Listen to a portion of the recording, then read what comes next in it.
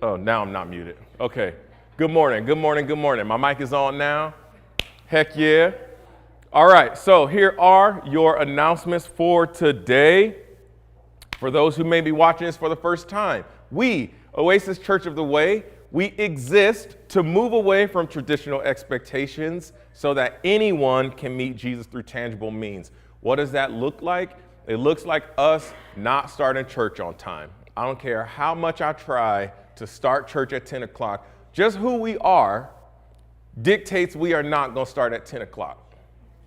That's just what it is. So if you want to go to a church where they start on time and they end on time every single week, that's your church. If you are like, yo, I want to walk in at 10:10, 10:15, see what's up, then this is your church. If you want to, have a good time before the sermon starts and have a little chit chat, or you want to ask questions while the sermon is going, this is your church. Because we don't do things traditionally because we really want people to get to Jesus. So that's just a little bit of what that looks like in person. Number 2, Christmas party this Saturday. Take your phone out. If you're watching on your phone, I am so sorry. You'll have to get a different screen and scan the QR code. But this Saturday, Christmas party, 5 o'clock, the sign-up sheet for the nacho bar is linked to this QR code.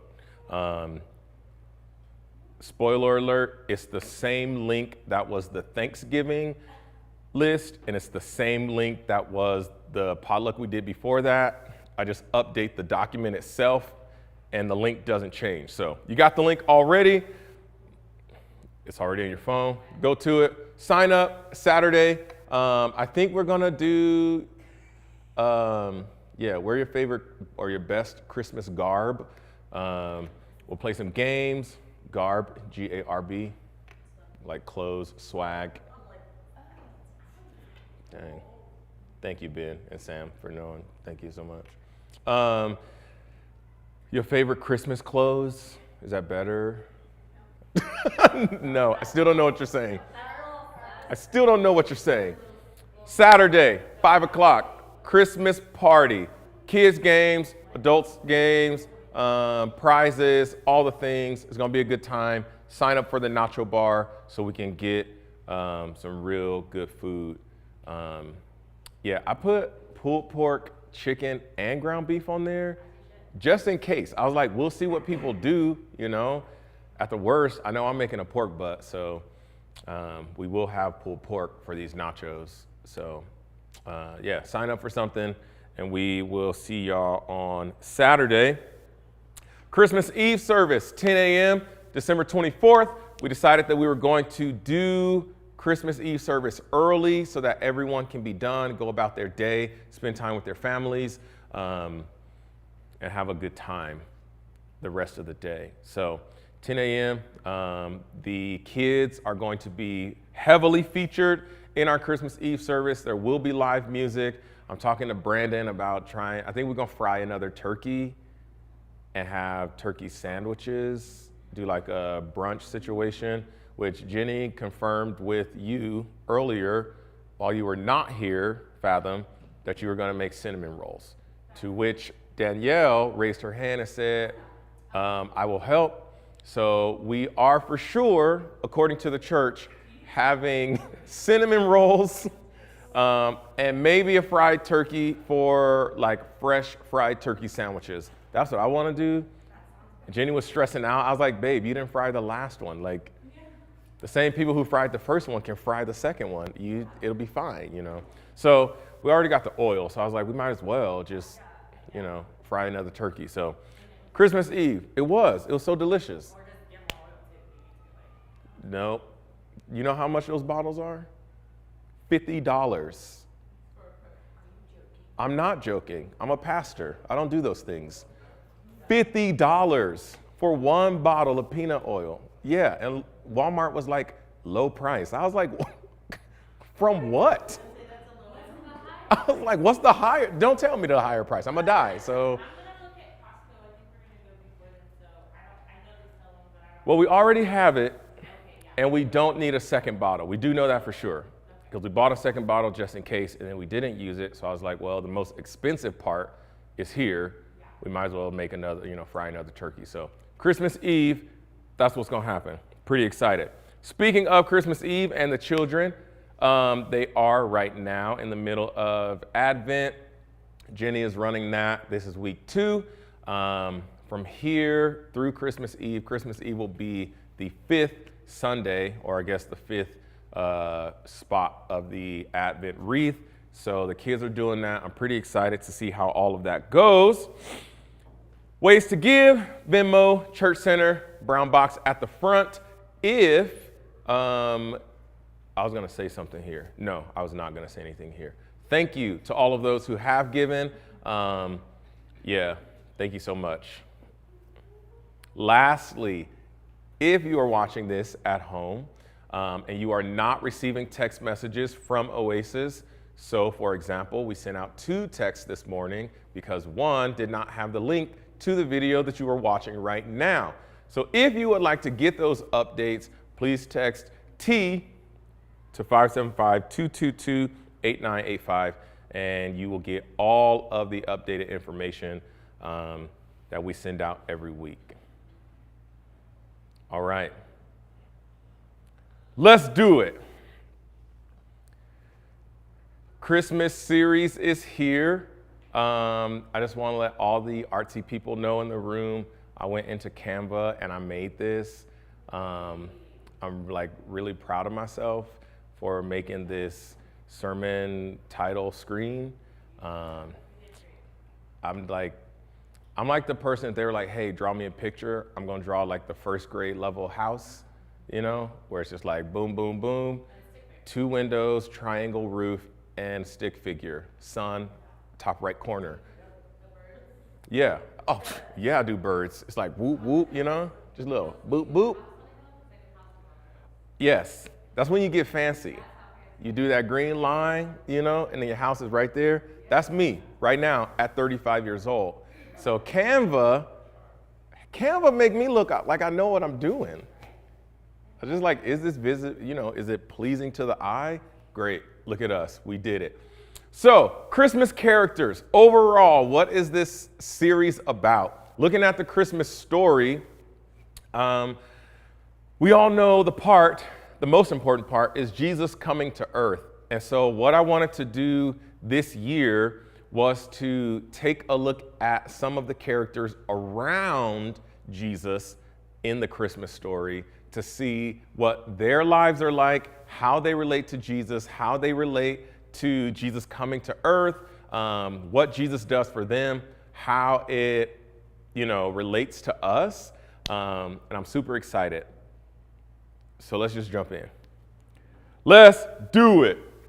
So the Christmas story. Let me get my notes up before I be talking to y'all about nothing.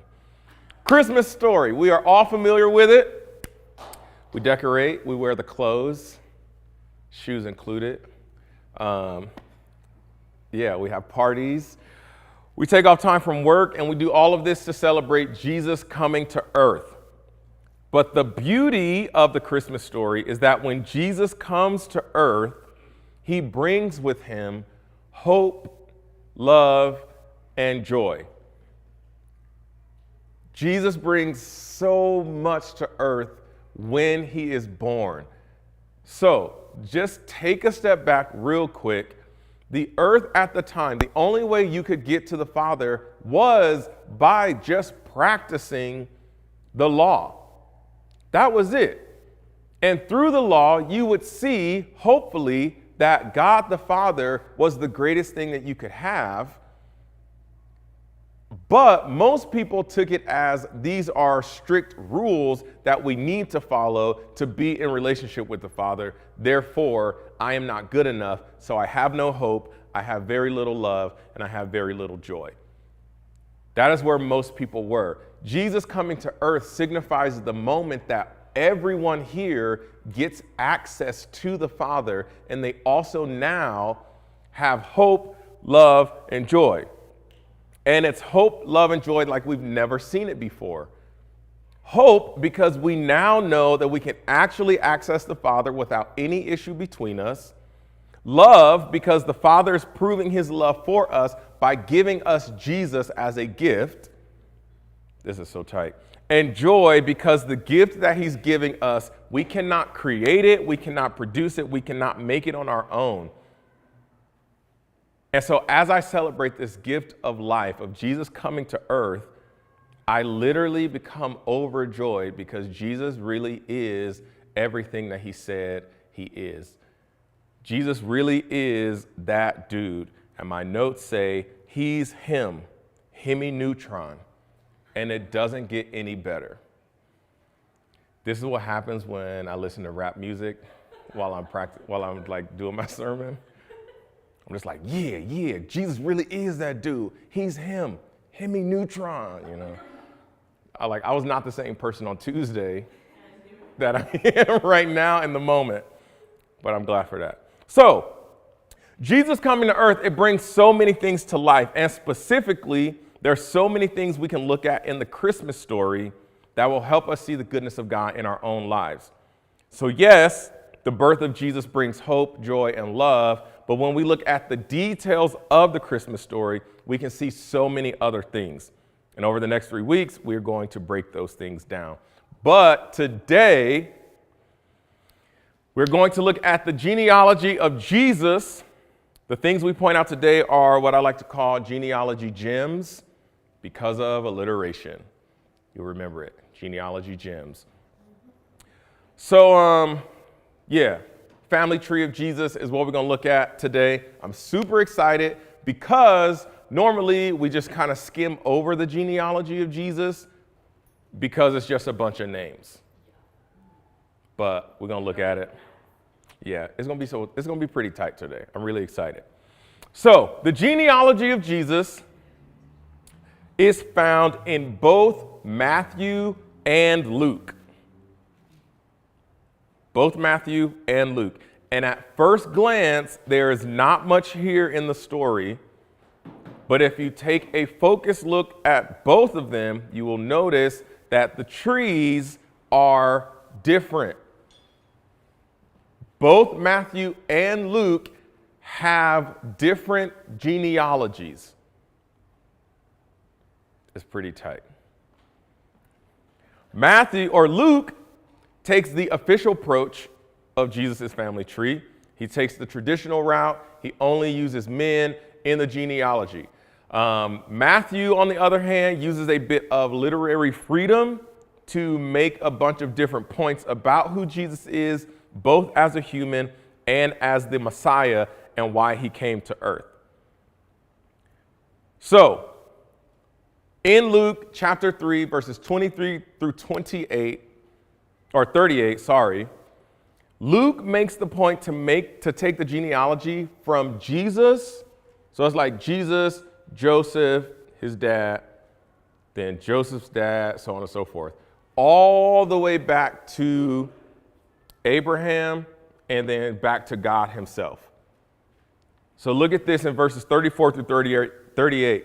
It says, the son of Jacob, the son of Isaac, the son of Abraham, the son of Terah, the son of Nahor, the son of Serug, the son of Reu, the son of Peleg, the son of Eber, the son of Shelah, the son of Canaan, the son of Arphaxad, the son of Shem, the son of Noah, the son of Lamech, the son of Methuselah, the son of Enoch, the son of Jared, the son of Mahalaleel, the son of Canaan, the son of Enos, the son of Seth, the son of Adam, the son of God.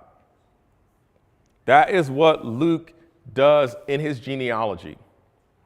Luke goes literally from Jesus back to God himself, showing us that Jesus came from the Father to begin with.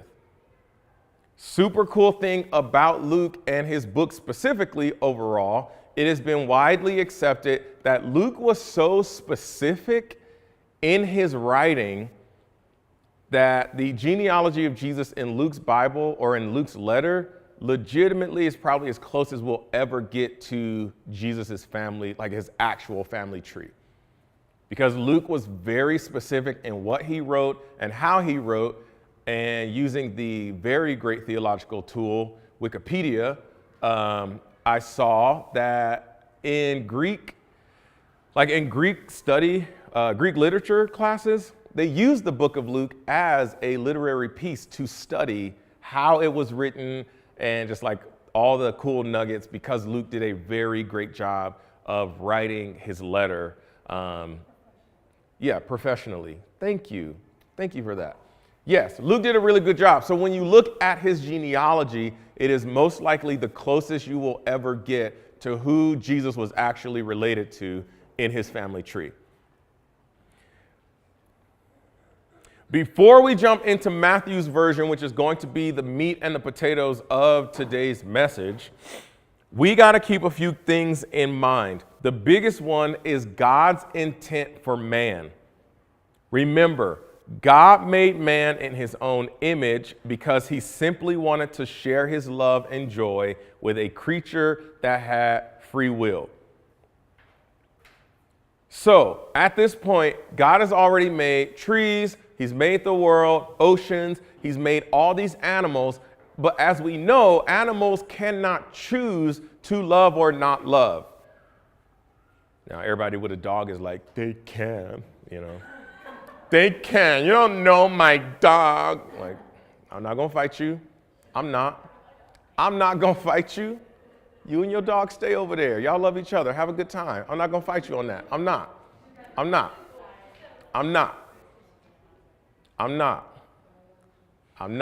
Just want to keep saying that. I'm not fighting you on this.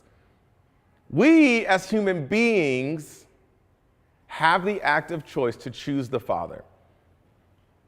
Animals, on the other hand, do not have to deal with salvation. Everything that they do instinctively gives glory to the Father. He made them that way.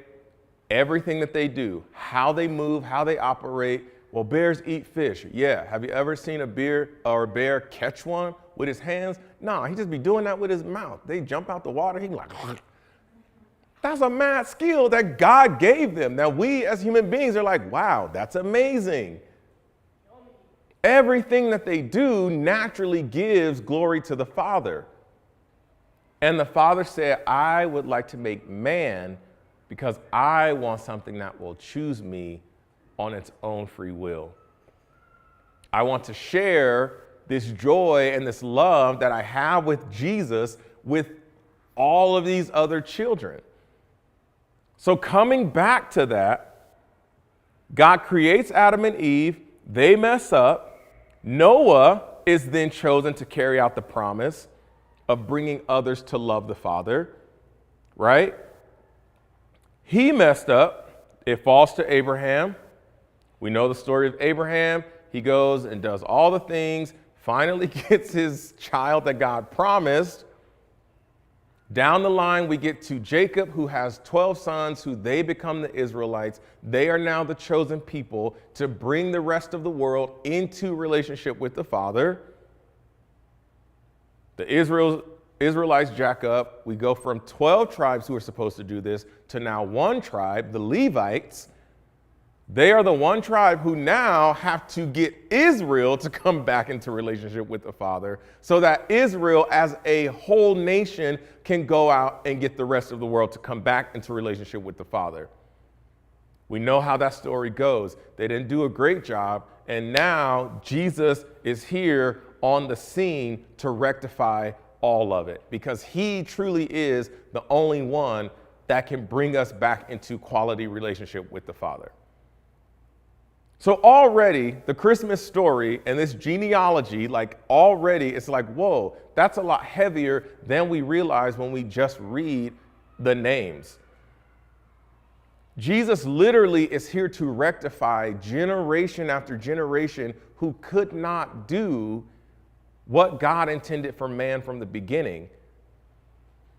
Jesus came to give us the chance to have a high quality relationship with the Father. Now, the Israelites knew all of this. They knew this, they understood this. You will see it when you read through the Gospels. Oh, you're not the Messiah because the Messiah is going to be a king. The Messiah is coming from the line of David, and he is going to give us freedom from the Roman Empire.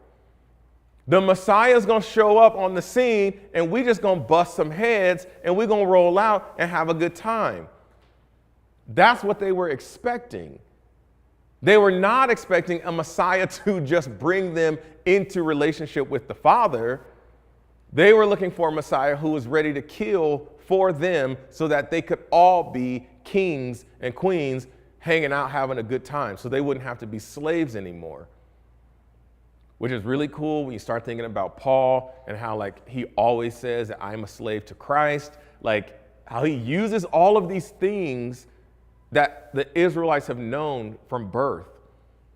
These things are ingrained in them. So the language that he even uses is to prove the point of, yes, you're right there, but you have to just look to Jesus because Jesus is where it really is.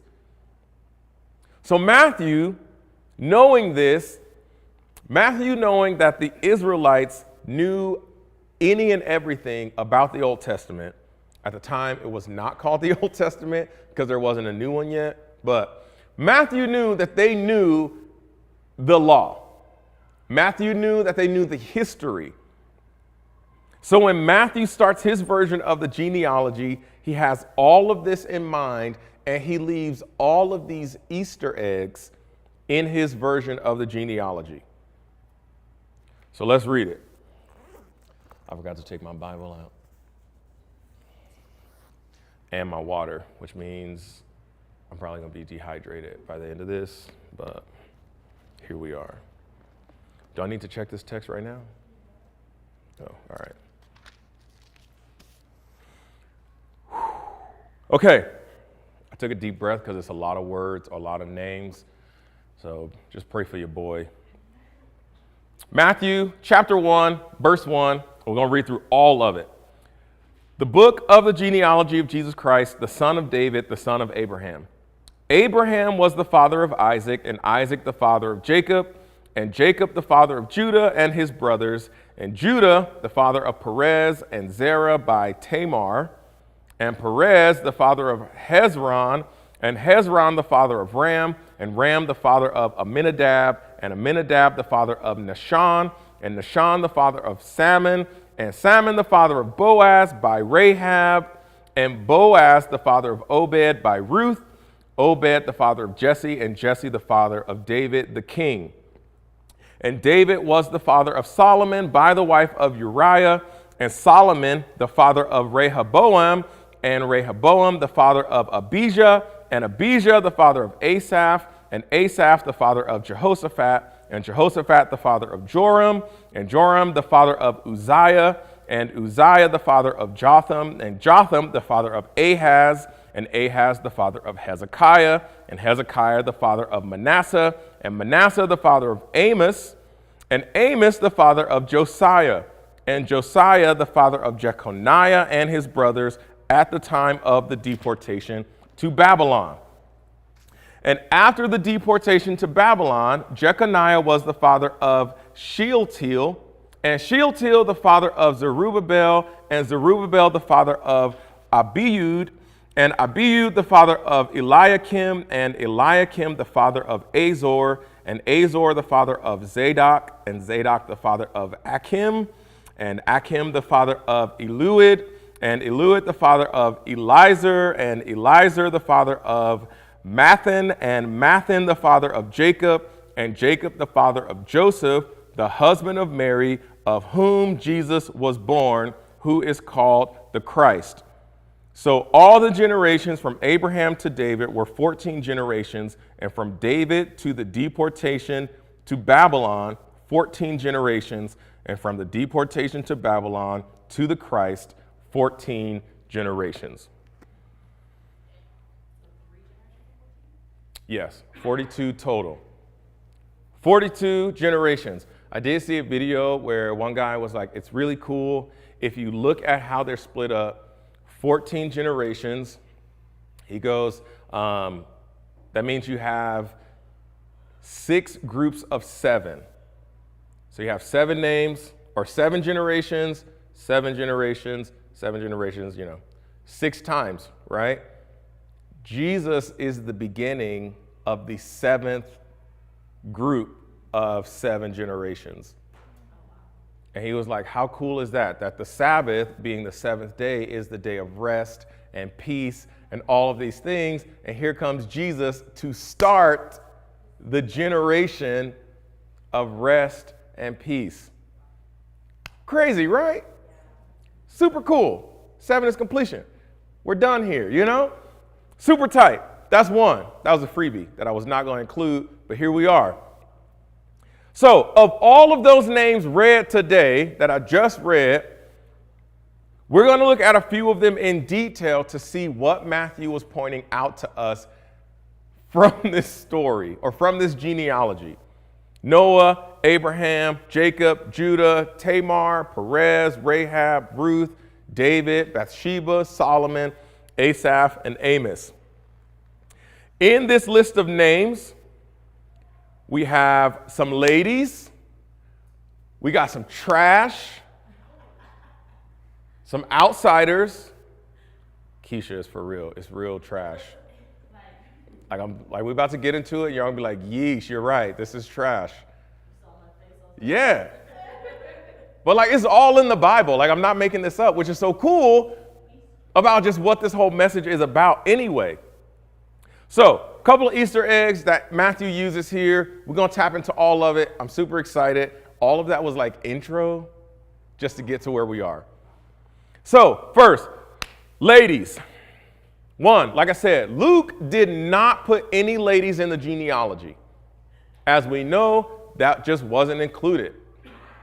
Ladies were not considered part of the genealogy, unfortunately, at the time.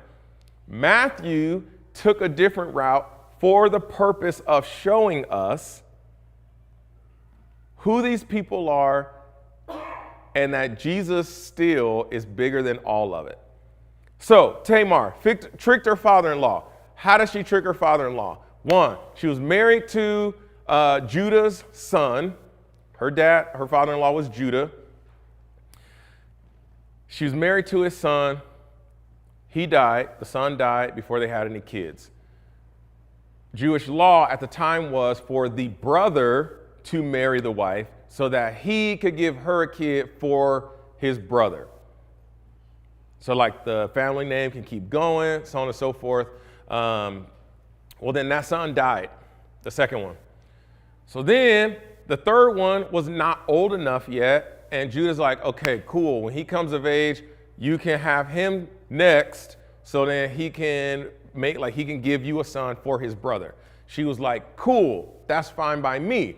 Well, then Judah's about to go on a trip. She knew where he was going, and then she was like, let me go up there before him. She meets him at the gate, dressed like a prostitute, and she's like, yo, what's up? And he was like, nothing, what's up with you? And she was like, I'm trying to take you to bed tonight. And he was like, okay, what you want, a goat? And she was like, nah, I want your scepter and your ring. And he was like, cool, guys are dumb. He's like, cool, here you go, boom. So they do the thing, and the next day, he rolls out. Later, she's pregnant, and it's his son. Her father-in-law, she tricked her father-in-law into sleeping with her, giving her a son, right? This is crazy. Yeah, this is like, you can't make this up. So this is just Tamar. Like, this is just one lady, like, just one. So she tricked Judah. This is the same Judah, like, hail, the Lion of Judah. This is the Judah we're talking about. Like, Jesus is the lion that comes from Judah. Right? Crazier, the son, and we'll talk about him in a little bit, Perez, we'll talk about him in a little bit. I must save that part. But this is the same Judah that Jesus, the Lion of Judah. Yeah, this is Judah, slept with his daughter-in-law. Got her pregnant. Rahab. Rahab was a prostitute in Jericho. So when the Israelite spies go into Jericho to check it out, she hides them in her ceiling. When the Jericho police come to look for him, we heard there was some spies. What's up? What you know, Rahab? She was like, I don't know nothing. I don't know nothing. Y'all get out of here unless you got my money. And he was like, cool, cool, cool. We gonna leave. We gonna leave. So then The spies were like, hey, thank you so much for hiding us and lying. We really appreciate it. When we come back and we tear your city up and we like make the walls fall, you will be saved. She was like, that's what's up. Save me and my family. So they do. You can read this. I'm paraphrasing. I mean, I could read it if you want, but I feel like this is way more entertaining. So Rahab literally, like, they come to march around Jericho, and Rahab has this scarlet cord hanging from her window. She crawls down, her and her family. They save, Jericho falls. Cool. Crazy thing about this, Rahab is David the king. Rahab the prostitute is David's great-great-grandmother. That's crazy, right? How cool is that? So then, Ruth, the whole book of Ruth. Ruth is David's great-grandmother. Like, we know, and like some of us have seen our great-grandparents and knew them, right? Great-grandparents, that's not a crazy stretch. So like David is born and knows Ruth is his great-grandmother. That's crazy to think about, because we think about these stories so separate from each other, but it's literally, the Bible follows one family in the Old Testament. This is one family story that is all the way through. This is one family. So literally, Ruth was not an Israelite. Ruth wasn't even of Israel blood. She wasn't. No Jewish blood in her body. But because of her, we get Jesus' bloodline. That's crazy. Jesus has real-time, non-Jewish family in his bloodline. Like, if it's not for Ruth, there's no David, there's no Joseph, there's no Jesus. I mean, okay, granted, Jesus was coming anyway, but you get what I'm saying? That's crazy. Then we have Bathsheba, Solomon's mom, who we all know. David saw sleeping or taking a bath on the roof, and then he was real rude and was like, hey, I want to do the nasty with you. And she was like, okay, my king. It's kind of jacked up. And then she got pregnant, and he was like, yo, that's not cool. Uriah's her husband. Right. Uriah was the one who came back from war because David was like, yo, I need you to sleep with your wife because, well, he didn't say she was pregnant. He said, hey, I need you to sleep with your wife so I don't look bad because she is pregnant. Uriah was like, I shall do no such thing because we are at war. I'm going to defend you, my king. He sleeps at the palace door and refuses to go home. David then puts him on the front line, murders Uriah. Yeah.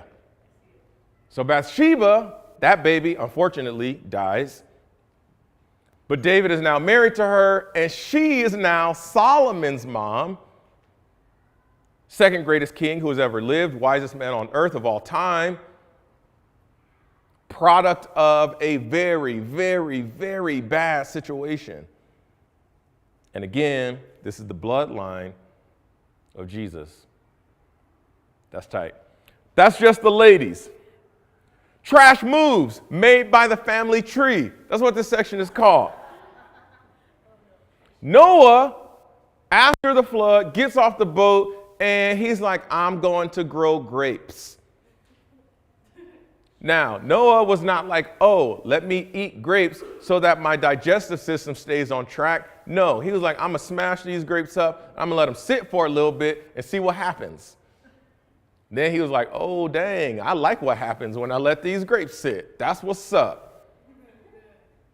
Noah was getting high on his own supply, literally. He was an alcoholic, drank a lot of wine. Some bad stuff happened between him and his sons. Yeesh. Abraham, full up liar, trying to protect his wife, says she is his sister, doubts the promise that God gives them. I'm too old, she's too old, we can't have no babies. Fine. Sarah's like, yo, let's just okay, you know what? Take my handmaid and then we'll have a baby with her so we can fulfill God's promise for us. Abraham was like, okay. Again, dudes, I don't know what we'd be thinking sometimes. We'd be on one. But he did not say, no, Sarah, let's believe in God the Father who gave us this promise. He doesn't do that. He sleeps with Hagar. She has a baby. Finally, Sarah gets pregnant. Yeesh. Jacob, thief and a cheater. Literally, his name is one who supplants, one who takes you out and puts himself in your spot. That is who Jacob is. By the way, this is the same Jacob whose name was changed to Israel, the country that we know today. That's crazy. This man's whole name was changed to a living country today, right now. This dude was a cheater and a thief, and his mom helped him. His mom helped him on multiple occasions. That's crazy. He stole his brother's birthright and the blessing of carrying on the promise that God gave to Abraham. He tricked his blind father, his aging father, so that he could get the birthright and he could get the blessing of this this nation. That's crazy. Straight thief. Judah, one of the 12 sons of Jacob, like we mentioned before, was told that his lineage would produce the greatest king. Everybody was like, cool. Once David came on the scene and became the king, they were like, oh, we did it. David was the greatest king. That's not what they were saying. The greatest king would be Jesus. But he slept with his daughter-in-law. He didn't know this, but it still happened. Perez was the product of Tamar and Judah. Tamar tricking Judah produces Perez, and that's the bloodline that God chose? Yeesh. How many sons did Judah have? Jacob straight up had 12. So God could have chosen, he could have chosen any of the other 11. That's crazy. Look at the odds, man. Anybody else could have been chosen to make this look cleaner. To make this look cleaner, God could have chosen any other son of the 12, but he chose Judah, knowing his daughter-in-law was going to trick him, knowing she was going to get pregnant by her father-in-law, and then still chooses the product, that kid, to carry on the lineage. That's crazy. So literally, David is a direct bloodline descendant from a father-in-law and a daughter-in-law having sex. I need this to sound as bad as it actually is. Yes, they did. Because they did have another one, and it's in the genealogy. It's Perez and Zerah. Yeah. Mm-hmm. Yeah. Yeah. Which I put in my notes. Perez, his father is also his grandfather, and his mother is his aunt. Yeah, I know. His father is also his grandfather, and his mother is also his aunt. Yeah. That's weird.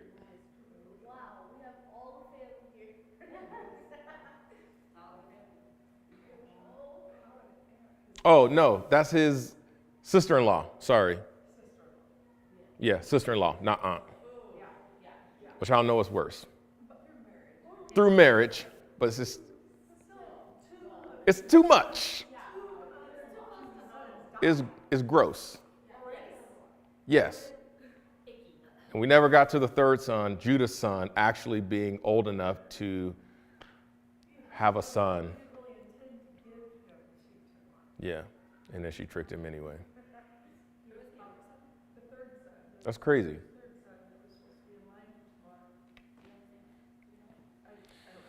It's in there in Genesis somewhere. Then David, we know his whole story. Cheater, because David was married at the time when he saw Bathsheba. And then he was a murderer. But also, this is the same guy who is a man after God's own heart. We'll get into that in a little bit. But like all of these people are in the family tree of Jesus. And it's a really jacked up situation. It's a really jacked up situation happening here. So Jesus also has a couple wicked kings in his family tree.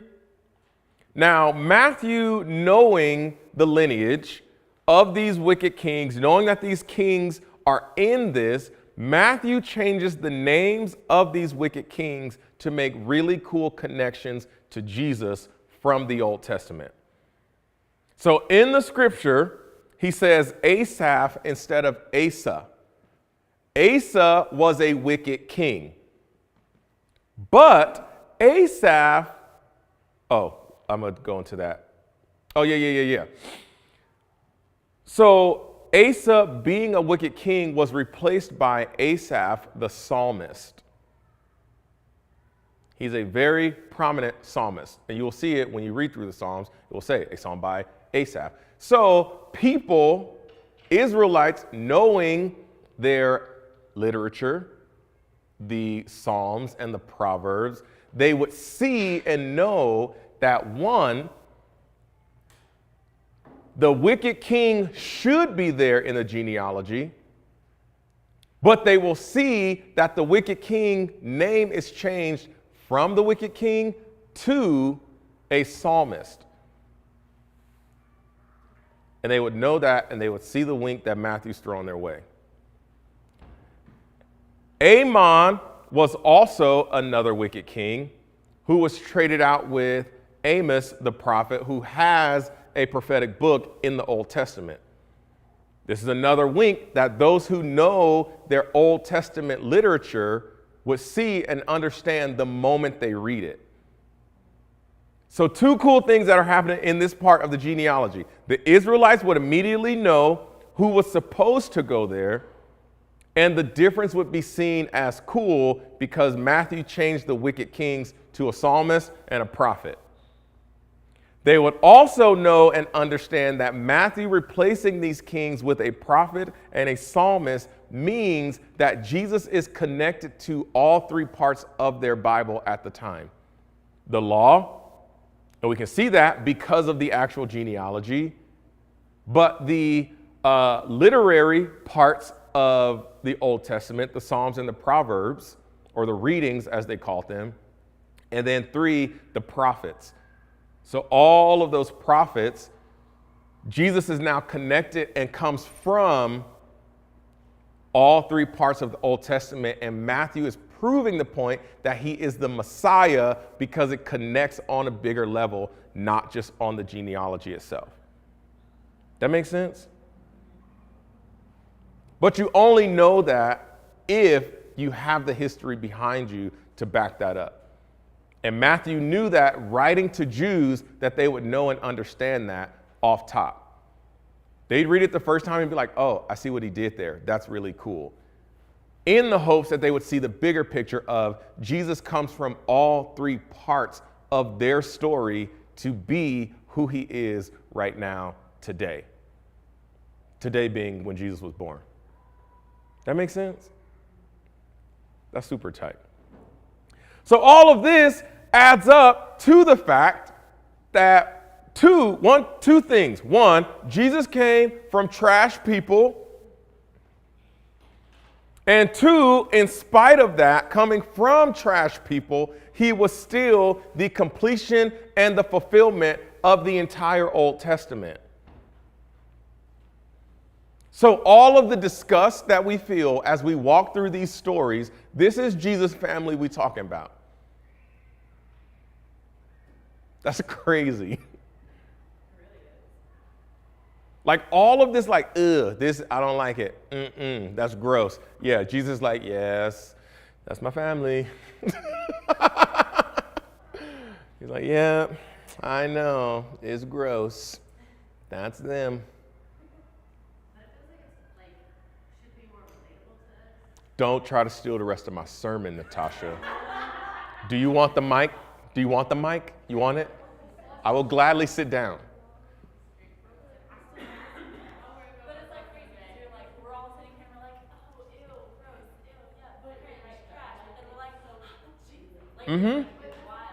Because we discount all of that and we just say, oh, Jesus. Yeah, but that's still some trashy stuff. Correct.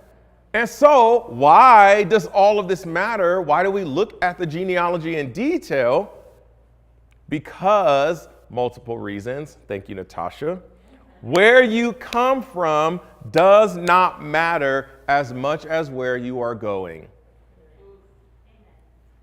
Look around at your family. Danielle and Natasha, do not look at each other. Sam and Ben, don't look at each other. Liam, do not look at your mom. Look away, look away, look away. But look around at your family, right? No family is perfect. No family is perfect. You are not perfect. I am not perfect. Sorry, Eric, I know. Nobody has ever told Eric this. He's crying in the back now. Dang it. I did not know that bubble was going to be popped today. I'm so sorry. But we may not have a history as bad as Jesus did. And we might. If we went as far back as Jesus' line does, who knows? Murderers, alcoholics, incest, who knows? I was just telling somebody the other day, my grandfather had a sister who was so light-skinned, she left the family and passed as white.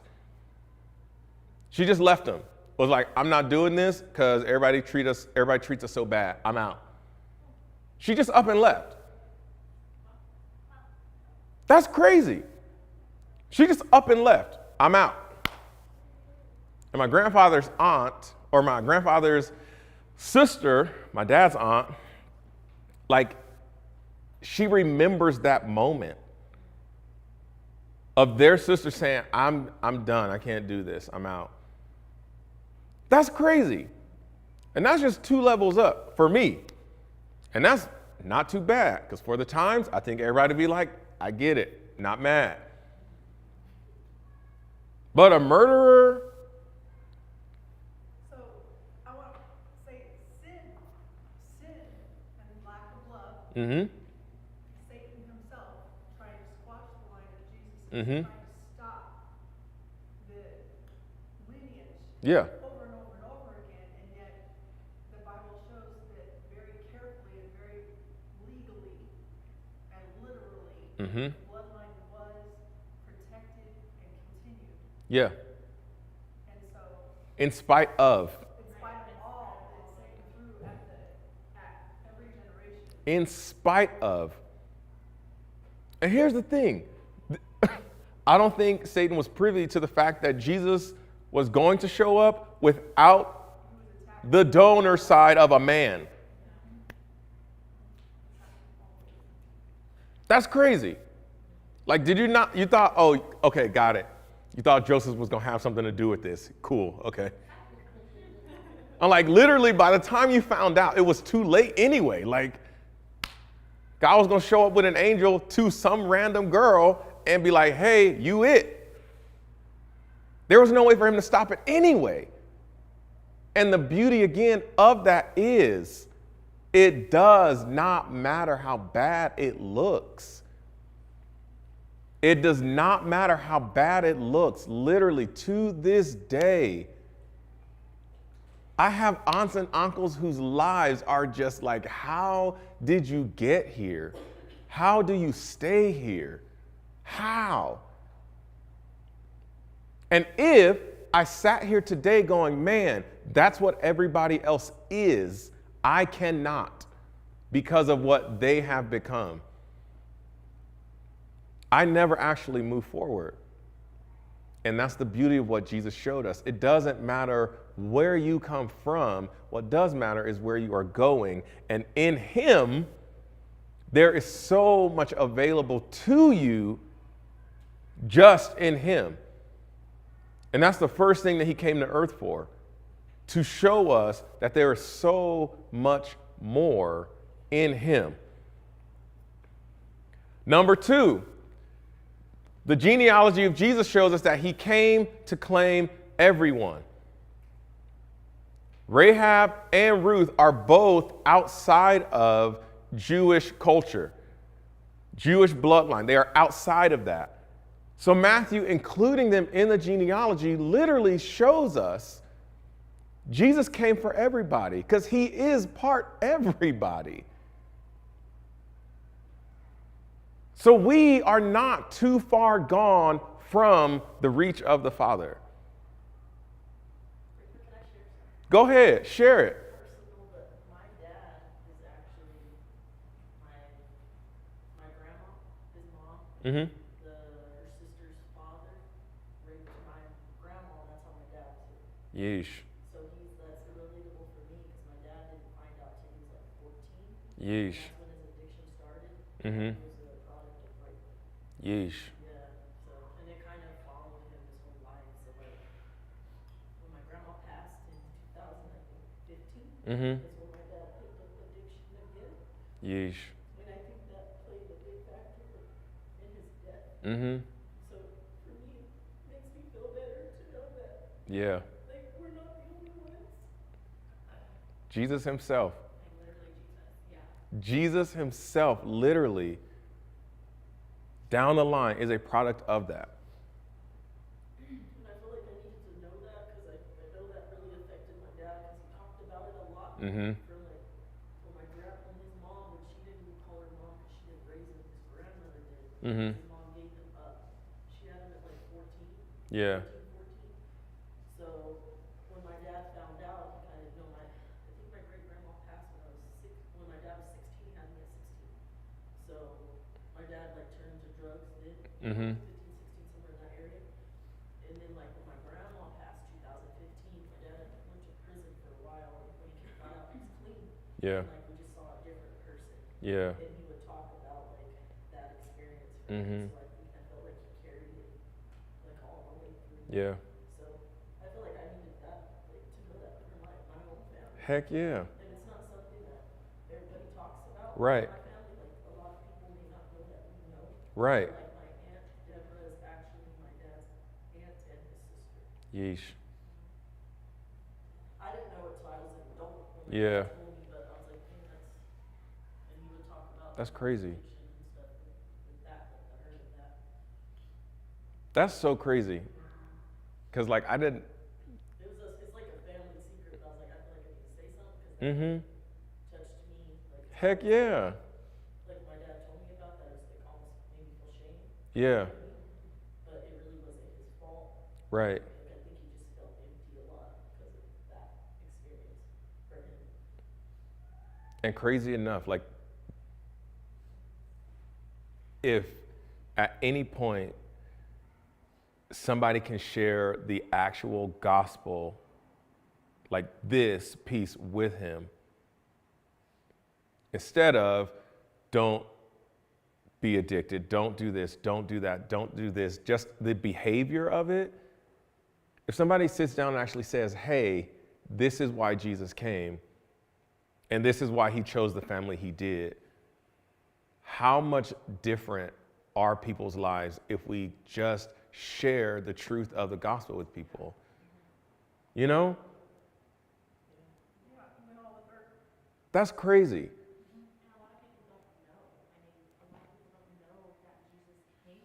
Right. That's crazy. Yeah. Right. Right. Correct. Mm-hmm. Right. I had nothing to do with that.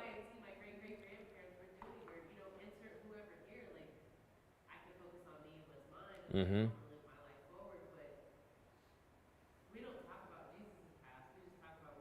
What he did, correct. Mm-hmm.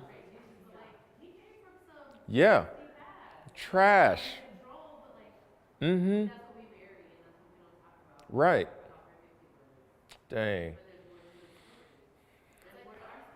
This is crazy. It's like the crazy thing too, because like growing up in the church, and I've had this, I've touched on this numerous times. It's like I'm sitting here, you're telling this, and I'm like, what? Like I'm shook. Like this is the first time I've heard any of this. Mm-hmm.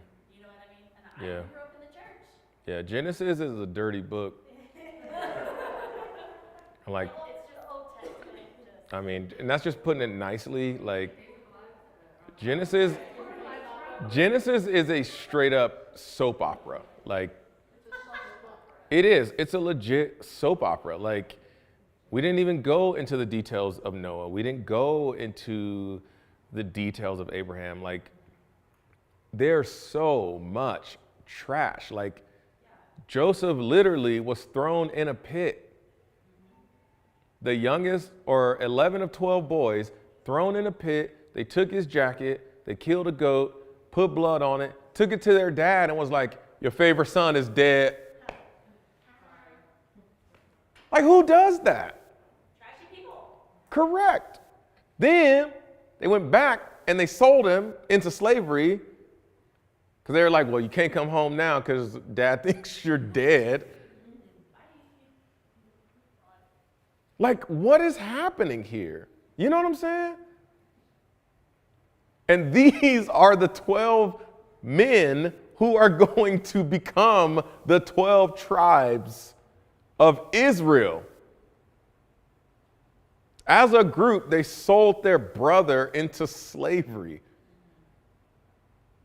That's crazy. That is absolutely crazy.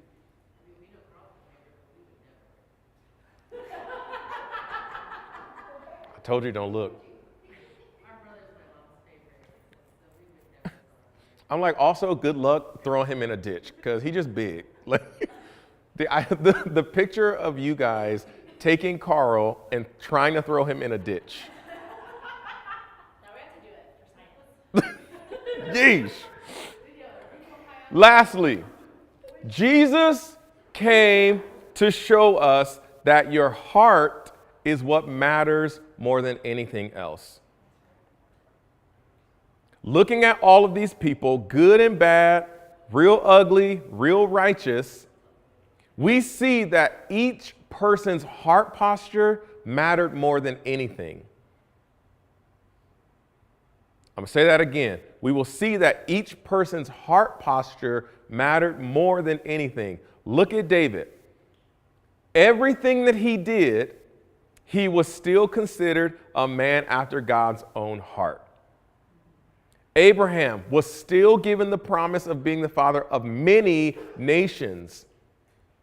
Jacob literally stole the promise and God still honored it.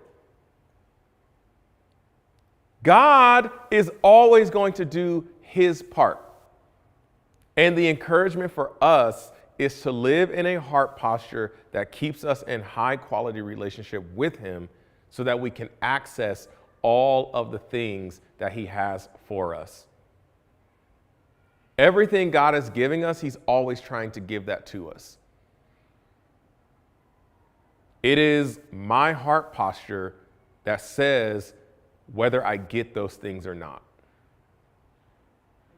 And the options are not just I am all to the Father or I am not. Those are not your options. It is a layered thing like an onion.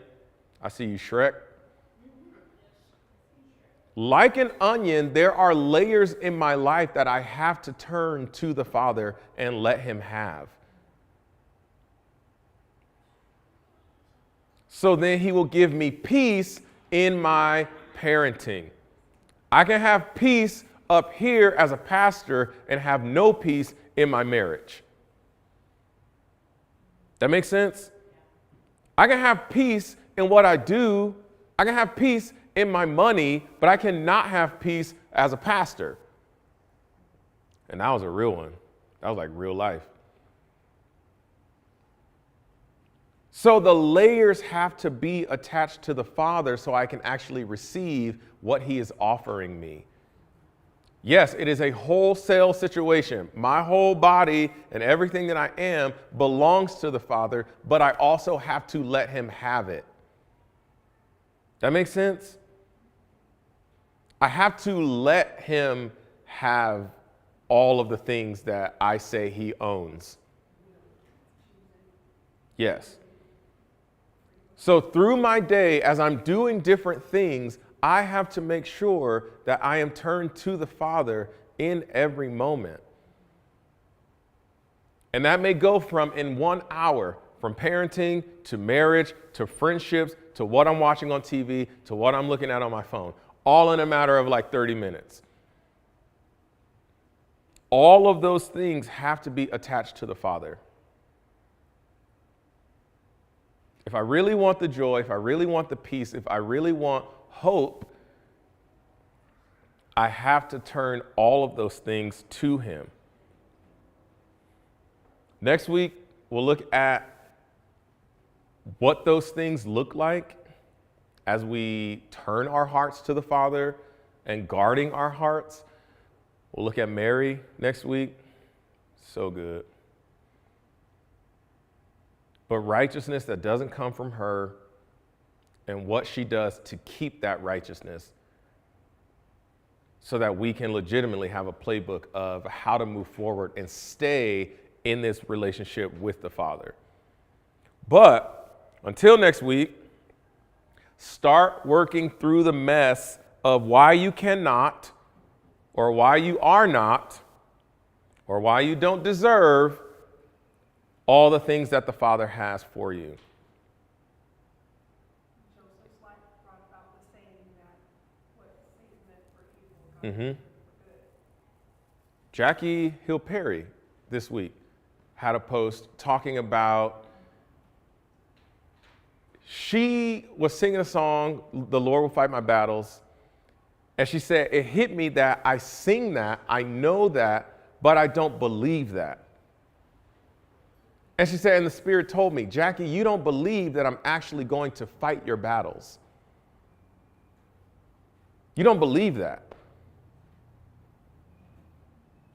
And so it's one thing to know that I don't believe that the Father is going to fight my battles, but it's another thing to understand why I don't believe he's going to fight my battles. So am I not worthy enough? Am I not good enough? Am I not whatever? My family looks like this, I come from this, or I'm just prone to be lazy. What are the things that we just say, oh, this is just who I am? I have a friend who said, well, I was wired this way. I said, but God isn't going to wire you for your detriment.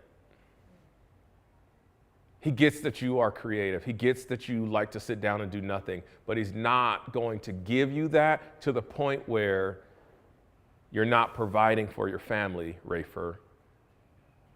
Yes, he knows you like to sit down, but he didn't give you that so that you could just sit down. He gave you that because you can tap into peace of the Father a lot easier than most people. So you need to use that to show people how to tap into the peace that the Father is giving. That's why he gave that to you. So if we're going to say that he made me this way, I need to make sure that I am actually letting him use that how he wants to use that in me.